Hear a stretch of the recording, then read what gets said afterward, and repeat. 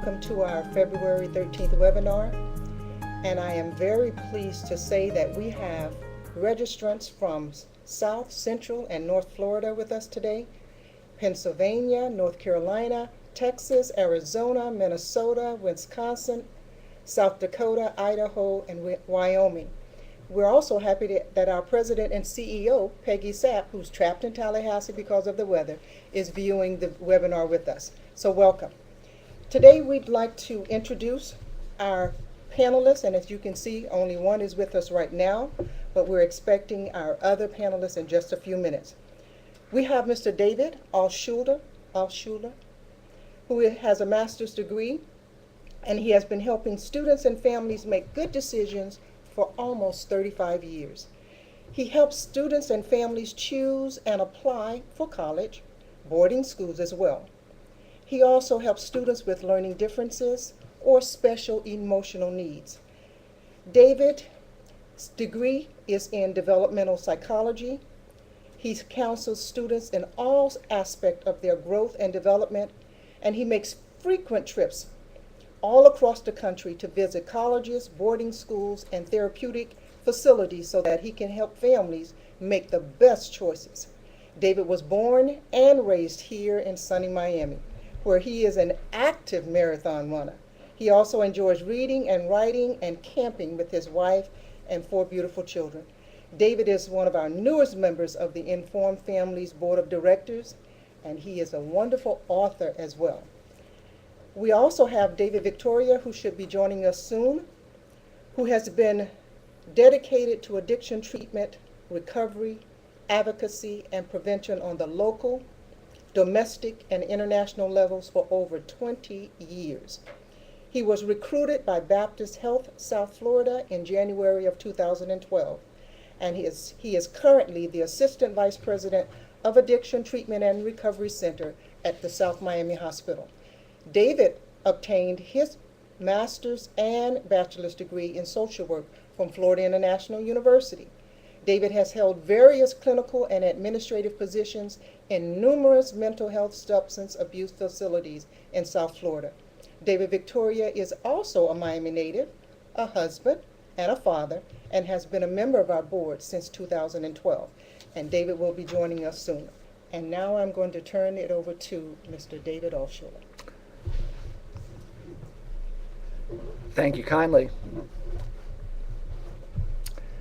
I want to begin a little bit by talking about the toxic culture that your children are exposed to when they go off to college, as opposed to a few generations ago when a small percentage of children went away out east or they got to go to a state college and the expectations were different. What you have now on college campuses is not the world in which your great-grandfather grew up. And imagine, if you would please, wherever you're from, Eastern Europe, the Bahamas, Cuba, out west, wherever you grew up, think about the home in which your family came from. Maybe they didn't have as much money as you do now. Maybe they had chickens and cows and barnyard animals. Maybe they had a dirt floor and holes in the roof and the windows weren't perfect. But imagine your grandfather or your great-grandfather as the rock, as the moral center on which your family was built. Imagine a subsequent generation beginning any sentence with the word no or even no thank you, and imagine the physical abuse, as we would define it today, if he declined to do a chore. Kids today, as you're well aware, grow up in homes that are safer. But in your great-grandfather's home, the threats to your family's safety and serenity were outside. Dirt floor, no windows, hole in the roof notwithstanding. What your great-grandfather said went, and the danger was outside. If you stepped on a nail, there was no penicillin, you got tetanus, and people were at serious risk. If you drank water that the chickens had bid by, people were at terrible risk, not just of disease, but of death. And armies could march in from different directions, but inside the house you were safe. There might have only been one book in the house as opposed to your homes, which have hundreds if not thousands of books, and that's a good choice on your part, certainly. The only book in that house might have been the Bible, certainly wasn't a TV guide, but imagine what's happened now. Today, the threats have come inside. through no fault of your own, and I know everyone listening loves their kids, wants what's best for them, hopes that they'll have a good experience in college, but look at the stuff that has come in under the door. Every one of you listening, bless your hearts, I know you have a computer because you're listening to me on a screen device. Your children have access to every process addiction. They can walk down to the corner and buy a lottery ticket. They can go to school and have exposure to marijuana and ecstasy. I ask every client with whom I've worked for the past 30 years, how long would it take you to go get marijuana? I asked a 15-year-old girl again last night. She said 45 minutes during the school day. And the mean answer, crazily enough, is about 20 minutes. Internet pornography is in your home. Even if you have parental controls on your computer, asking a 16-year-old young woman, how many of your young people, how many of your friends have not seen internet pornography is like asking them how many have never seen a hamburger and French fries. The threats to the healthy homes have come right inside your door. I'm going to turn our attention now to my friend and colleague David Vittoria, who's going to take you through some slides, and I'll look forward to our chatting again in another few minutes. Yeah, thank you, David. Hi, everybody, and I apologize for my tardiness. A perfect storm of traffic and various other things happened this morning. I was hoping this was like a stress management webinar that I was walking into, but I decompressed. So wonderful to join everyone here this afternoon for such an important topic. And I'll just kick it right off by talking about one of the things, and actually before I even get into that, just for anybody that doesn't know that's watching, I work with South Miami Hospital in the Addiction Treatment and Recovery Center.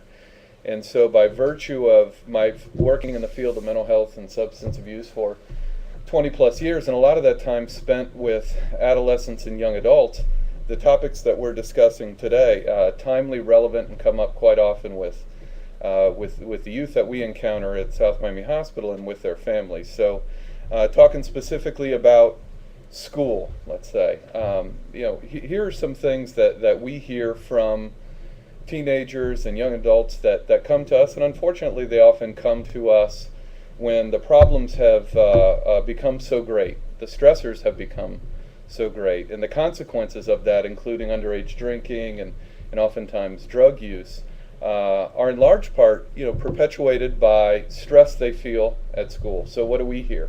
That kids nowadays, that's such a common phrase, right? Kids nowadays just inundated with pressures related to school, a lot of homework, where once there was downtime when they got out of school, and this is just as true, especially true for seniors, that downtime after school is now spending so many hours working on homework. So they've got all of the pressures to be able to keep their grades up, and it's very difficult for that teenager, that young adult, to move away from just trying to survive, right? Boy, I just got to hang on. I got to get all this stuff done. I got to keep my life balanced, but to actually thrive, which is what we want for our kids. We want them to be able to thrive. And so one of the things that we're sure to teach adolescents and young adults and to teach their families is the importance of balance. It's so easy to say that, so difficult to do that. I know how difficult it is for me, especially today, feeling that challenge.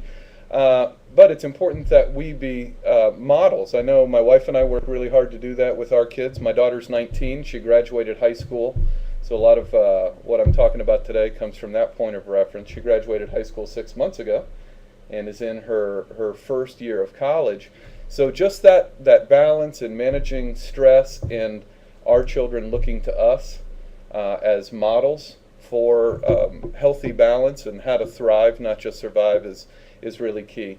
I had the privilege of speaking at the Miami-Dade College orientation some months back, and I love how one of the students who had recently just gotten into the honors college, the very honors college my daughter goes to, how that young person described the stress involved with school, but specifically talked about the importance of finding their voice, and that for that person, and I thought this was very profound, it was certainly helpful to me, that finding their voice really lies at the intersection of knowing what the greatest need is out there that they feel like they can fill, what their conscience tells them that they really want to be a part of? What is this important effort that I want to contribute my life to? What are their talents? This person said, in order for me to thrive, I need to know what my talents are, what my conscience tells me, what the need is out there. And that, at the intersection of those things lies, as that young person put it, their ability to thrive. And I thought that was such an important point to mention, and like I said, certainly something that I was taught that day. So that's just some information there for you about school, and talking a little bit about friends. We know with all of us, just as true for us adults, but especially true for teenagers and young adults, is the importance of nurturing healthy, happy, productive relationships in social circles and with their friends. So here's what I hear from some of the young minds and families that are really, as they describe it, doing it in a positive and a very healthy way. A couple things stand out. I think a lot of these things are kind of common sense, but again, not as easy to do as they are to know, which is, they don't give up themselves for a friendship. They don't sacrifice their values, their guiding principles. So we know that that's an important thing to take into consideration when forming friendships, and that it's just as important to not expect that of their friends, that they give them the space that they need to thrive, and that they don't have any unrealistic expectations in those social circles, those friendly relationships, and how one responds to pressure. I can tell you that, as I mentioned earlier, oftentimes we'll see teenagers and young adults that come to us, having developed a drinking problem or a substance use issue. And a lot of times they'll say that the key driver behind that was, boy, I just didn't know how to respond to the pressure, especially the pressure that I felt in managing these friendships. One thing that's come up a lot is the importance of social media, which I know David's going to talk more about, and how it's so different now trying to manage a virtual relationship, where once it was about this, eye contact and being next to each other and nurturing that relationship in close proximity. Now there's the added pressure of managing multiple relationships across multiple devices, and how communication can get broken down and trust can get broken down just by a simple tweet or a text. So when it comes to developing friendships, those are some of the things that we hear and that I hear from teenagers and young adults. Moving now to kids and their relationships with parents. Boy, it's different today, and I know, again, my esteemed colleague here is going to present some wonderful examples about just how things are different today, but how different it is for a parent and a child to develop together, nurture and foster a healthy relationship. Anymore, a lot of times we hear kids that come to us, and we hear the parents say, I really feel like my son or daughter is raising me.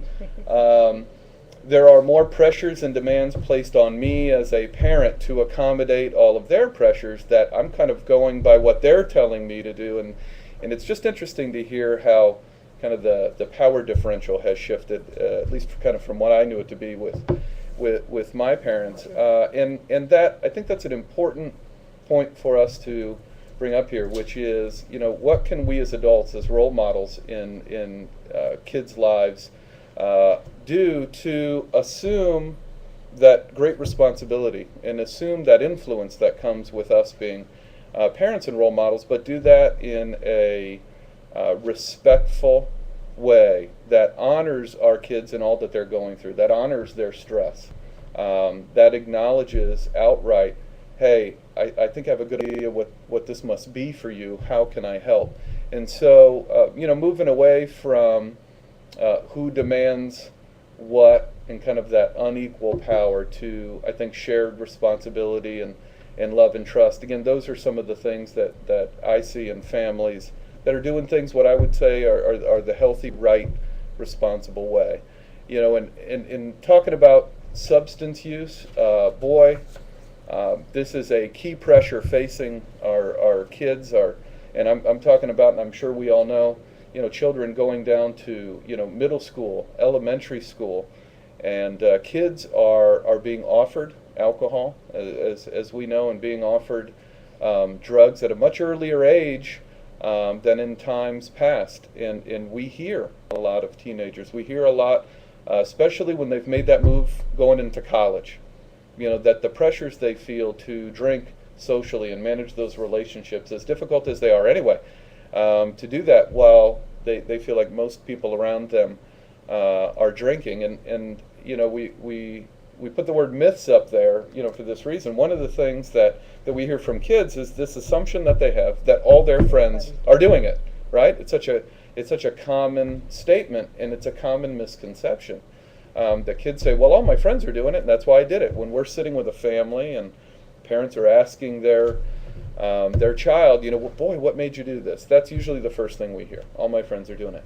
But we know, research has told us, research reflects that that's not really the case, that the friends of these young people are drinking or using drugs as often as they think that they are. So we dispel some of those myths by giving some facts and of course giving some healthy coping strategies, how to develop and nurture positive relationships with people who choose not to drink underage, that choose not to use drugs. And I know when David picks it up here again in a little bit, you've got some wonderful things to be able to share about kind of the mutual agreement parents make with kids if they make the decision not to use and whatnot. But boy, substance use is definitely a key factor. So moving on to self-worth. We see, I think even more so nowadays, where kids have the opportunity to, all of us do, it's just as true for us adults, that it's not just how I present to you in person, it's that life, that world, that image of myself that I create virtually, that I create on Facebook, that I create through text messaging and through Instagram and things like that.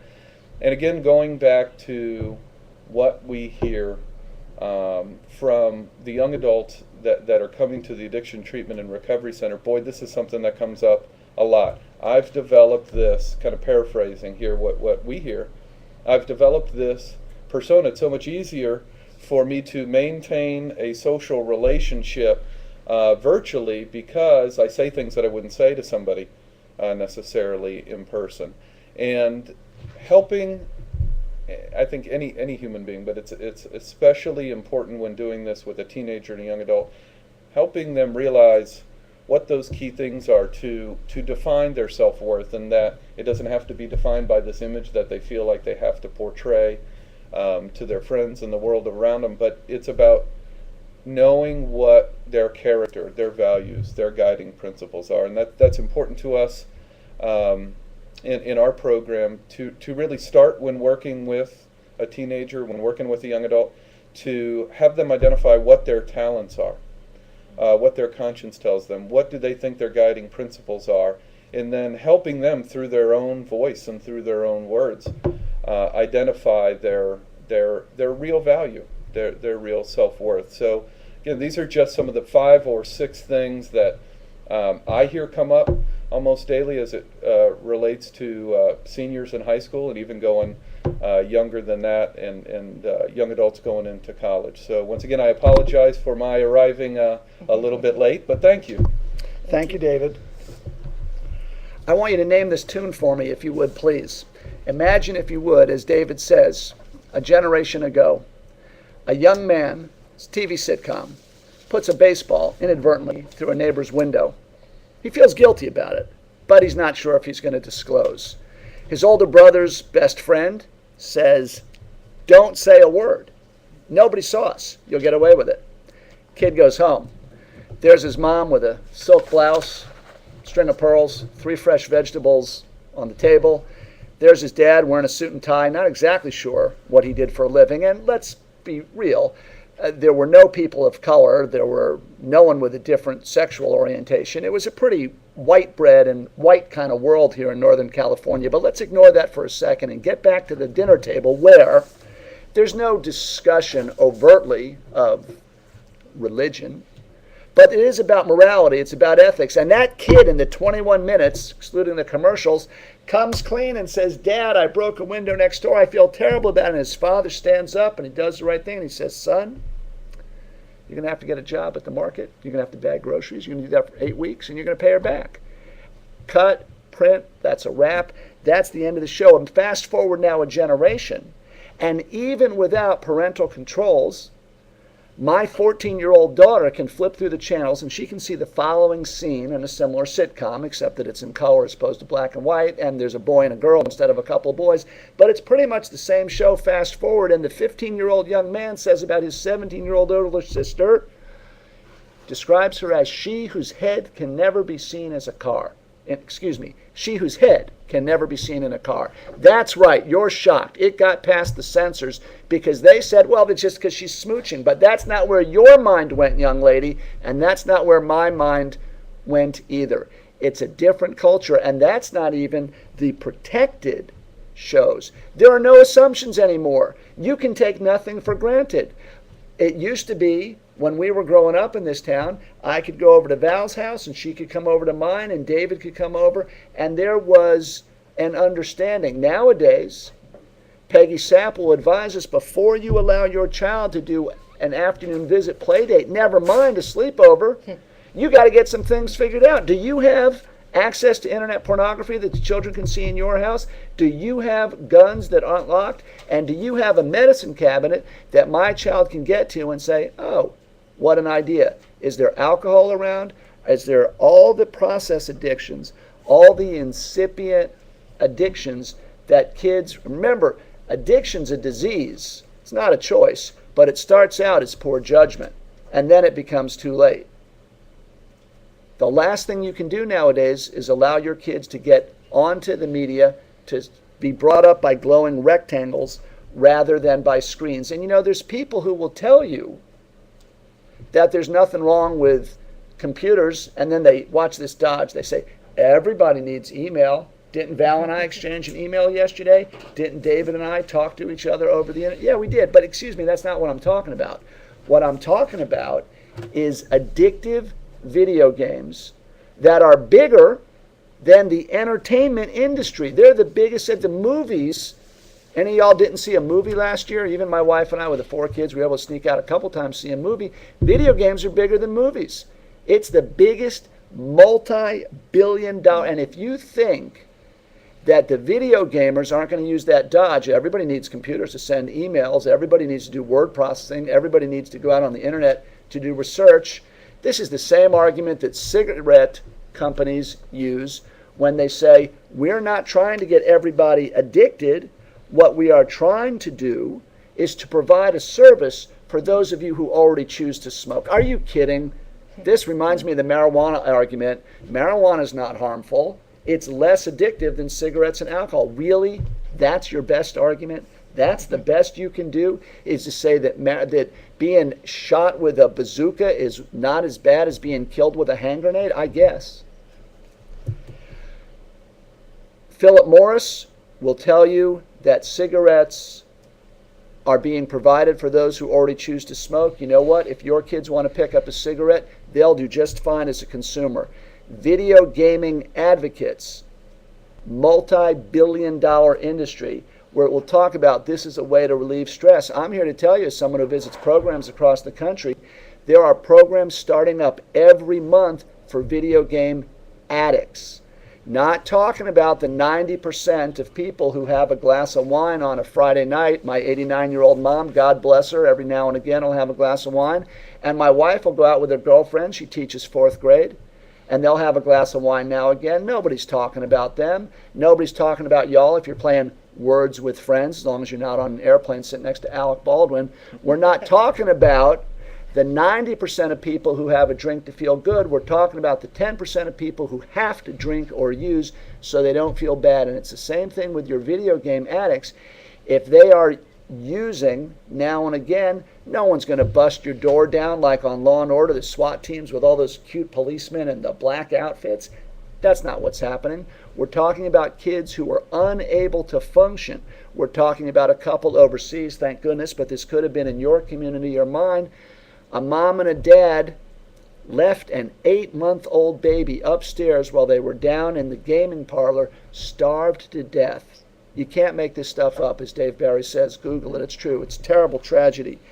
Your children, you owe it to your children to teach them to be informed consumers about media and to determine whether or not, after watching binge television, 9 consecutive shows, whether they feel better or worse than when they started. After playing 45 minutes of Madden, hey, why not? But what about when you've played 6 hours of Madden for the 42nd consecutive day and you haven't been to class or had a hot meal or taken a shower or done anything productive and helpful? It's our responsibility as parents in this toxic culture to say to our kids, hey. And for many families, just like for alcoholics, 1 is too many, 100 is not enough. For many families, 0 tolerance for video games is the only way to go. I have some stats here for you. I won't commit death by PowerPoint by reading them, but you can see here that there's a whole bunch of money here. You think the people who design, are paid for, promote, and profit by these numbers, you don't think they would lie? One of my buddies pointed out the other day, one of my old students from 35 years ago, she's got a child of her own now whom I just adore. She sent me an ad. I didn't have time to make it part of the PowerPoint. It's one of those, remember when your kids were little, those little bumper thing, they bounce around it, and it's got a screen right there. So for an infant, I think it perhaps makes Call of Duty, gives it a whole new meaning. Sorry, am I allowed to say that?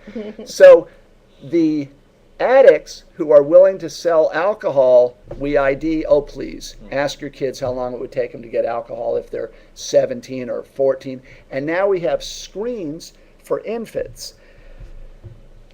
Social media awareness is critical for bringing up healthy kids in this toxic culture. I want to say a word about colleges, if I may. I started out by talking about how your great-grandfather's home may have had a dirt floor, may have had chickens and barnyard animals, farm animals walking in, but it was still a safe place. The danger was outside. But now, as Mary Pfeiffer points out in her wonderful book, In the Shelter of Each Other, the enemy has come inside. There's no privacy anymore.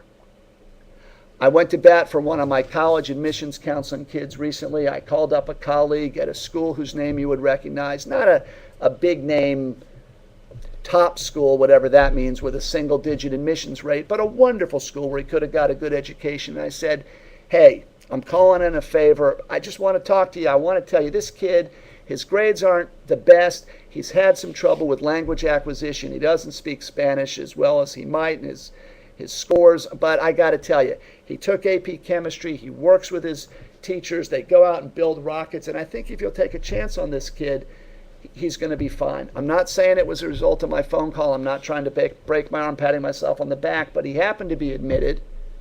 And then, not so many weeks later, the admissions counselor, my colleague, sent me a link. Yeah. And the young man had said, and I'm paraphrasing, not to protect confidentiality just because I'm 57 and can't remember every email I get, I must be ready for college because I went to that interview yesterday and I was baked and I got in. Oh my, it got much worse. He mentioned a racial epithet. He showed a picture of some vodka-soaked gummy lifesavers. I am all in favor of gummy lifesavers, don't misunderstand. He mentioned drugs and alcohol, and he showed a picture of a drug paraphernalia, which I believe is called a bong. Needless to say, my colleague gave me the courtesy of calling me first. It's just tearful. It's such a shame. And rescinded his admissions. Am I allowed to give away the answer to the one? There's no such thing as a guarantee of admission. Now, here's a secret. If your 3.7 average became a 3.5, no one's going to tell you no. But if you are indiscreet and lacking in privacy, now what can you do about this as parents? You can stand up. You can say, we pay the mortgage. These children, we love them to pieces. We'd give them a kidney if they needed one. But we understand that they came to live with us. We didn't go to live with them. You have power, moms and dads, not abusive power, but you have the moral responsibility to stand up and say to your kids, in our home, we have, for examples, doors on the bedrooms and the bathroom. In our home, this is the way we do things. As Informed Families teaches us, we have dinner together as a family 4 or 5 nights a week, and that lessens the likelihood that our kids will become involved in drugs and alcohol. There's a causal relationship there, not just correlative. And in our home, we have a zero tolerance policy for drugs and alcohol. It's so easy to point fingers. As an addiction professional, we know that there's a little irony in the following story. I don't know why my 19-year-old daughter just had a second baby out of wedlock and is hanging around with this mid-level drug dealer and has made every bad choice, flunked out of college, and is going nowhere. Whenever we would smoke marijuana with her, we told her only use in moderation as we do. Before we throw stones, before we point fingers, let's take a look in the mirror and let's see if we are setting the example. You don't cut the puppy dog's tail off an inch on Monday and another inch on Tuesday, and then it's painful and blood and it heals, and another inch on Wednesday. If you're going to make a decision, make a decision. Stand up and say, in our home, we have a zero tolerance policy. And before you say, well, no one's going to come over if we're not smoking pot and drinking alcohol with our kids, and we'd rather know what they're doing at home than letting them go somewhere else, you're going to have a better home. There's going to be that one grouchy kid who says, okay, we can't play video games over at the Altshulers, we won't go, and everybody else is going to be lining up. And they're going to want to play soccer in the backyard, and they're going to want to go in the canoe, and they're going to want to go hiking, and they're going to want to make brownies, and they're going to want to do what you have in your house. And I thank you for letting me pontificate. Back to you, Dr. Val. Awesome, both of you. David, thank you for wearing through all the traffic and everything to be here. One of the things that I was thinking of as you guys were talking is, here at Informed Families, our 4 universal campaigns are geared to these same issues that you talked about. We have our family day, the importance of sitting down and having conversation during dinner or breakfast, whatever meal you choose. We find that our children need this conversation. They need to know that their parents are engaged in their lives. We have our Red Ribbon campaign, where we're saying it can be cool to say no to drugs. And then we have our Lock Your Meds. So many of our parents, as you said, David, are wanting to be cool and wanting their children to be accepted, will allow drinking and smoking parties that they have right in their homes. And then they have these drugs that are there. Could be Adderall, which is the most misused drug, and we know so many of our kids who have hyperactivity may have that drug, and we need to lock these things away so that our homes are a safe environment, and that's what our Safe Home and Safe Parties is all about, making a safe environment for our kids. So I thank you, gentlemen, so much. I have notes here, and my children are 40 and 30 years old, but I still have notes. And now, Sergio, here's the cover of David Altshuler's book, and you can buy it on Amazon, and I will be purchasing it this weekend. I brought you one, Dr. Val. Thank you so much. Fantastic presentation. Thank you, David, so much. Thank you, David. Thank you, Dr. Val. Thank you for those that are here present with us.